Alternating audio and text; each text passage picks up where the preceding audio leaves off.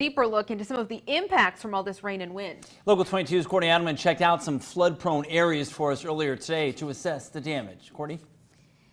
Yes, that's right, Lauren and Glenn. Well, as Amanda was talking about, a nor'easter is continuing into tonight, and with the nor'easter comes flooding. Now, officials say if you live near streams or rivers, to seek higher ground as soon as you see the water begin to rise, and to obey any road closure signs because most flood deaths do occur while driving.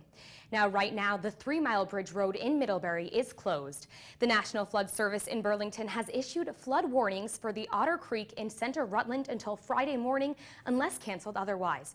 And as of this morning, the river was at 7.1 feet, and it is expected to rise to 8.5 feet.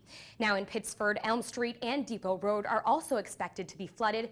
We spoke with the fire chief and the emergency management manager for Clarendon, who said they will be closing down Creek Road south towards Wallingford, and they will be keeping a close eye on Alphresia Road. But right now in Clarendon, officials say the farmers are being impacted the most by this flooding.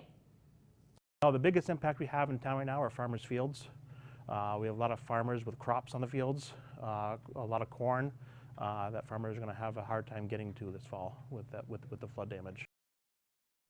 And we will keep you updated with the latest on these flood warnings and road closures on mychamplainvalley.com.